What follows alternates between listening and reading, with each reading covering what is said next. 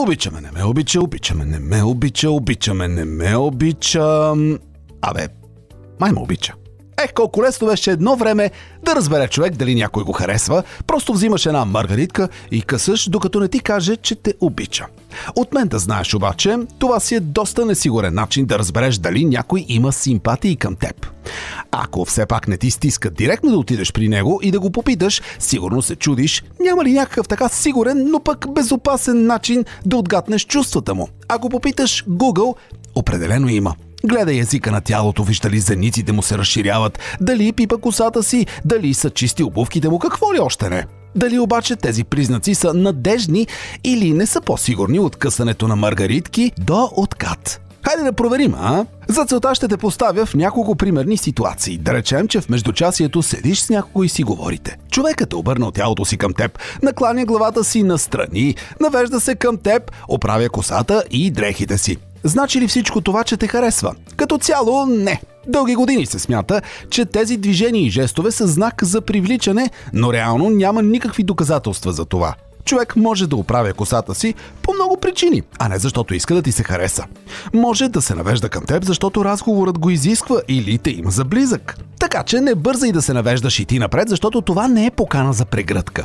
Освен ако човекът не тръгне да пада, разбира се. Тогава го хвани, не стой с кръстени ръце. Да видим сега друга ситуация. Седите един до друг с някого. Човекът до теб ти се усмихва, търси близост, няма против да си докосвате леко раменете, неволно имитира някои от жестовете и движенията ти, а от време на време докосва ръката ти за части от секундата. Ето това вече звучи по-добре, нали? Значи ли обаче, че човекът те харесва?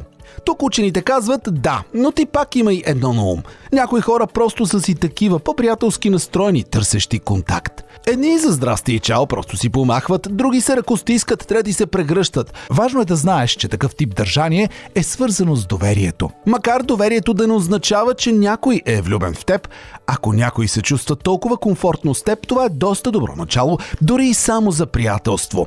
Хайде да видим още една ситуация. Струва ти се, че някой говори с по-различна височина и тон на гласа с теб, отколкото с другите хора. Добре, какво означава това? Според едно изследване, хората говорят с различна височина на гласа с човека, когото харесват. Мъжете използват по-ниска тоналност, а жените по-висока. Тези промени в тоналността обаче може да са предизвикани от друг фактор, така че не разчитай изцяло на тях. Все пак тонът на гласа може да е отправна точка, затова се услушвай. Ако разпознаеш този знак в комбинация с някой от другите, значи има голям шанс човекът да те харесва. Какво можем да кажем пък за очите? От край време се смята, че ако някой те гледа с разширени зеници, значи те харесва. Принципно и това е възможно, но пак не е 100% сигурно, особено като имаш предвид, че зеницата се свива и разширява по редица причини, включително и като реакция към светлината. Сега усещам как вече се тюхаш и казваш, че добре, има ли някакъв така по-ясен знак дали някой ме харесва или не ме харесва. Ще разбереш с ето тази финална ситуация. Представи си, че седиш с някого на пейка в парка и човекът до теб ти казва: знаеш ли какво? Много те харесвам. Това вече достатъчно ясен знак ли е? Ами пак не е сигурно. Човекът до теб може просто да иска да каже, че те харесва приятелски. Шегувам се, разбира се.